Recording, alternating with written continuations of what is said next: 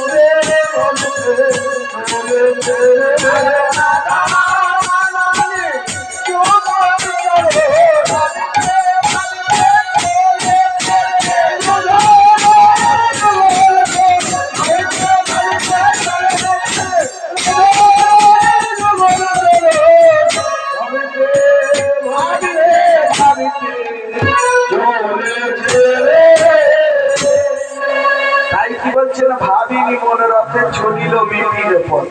তাহলে কার চরণ, রাধারানীর চরণ ভাবিতে ভাবিতে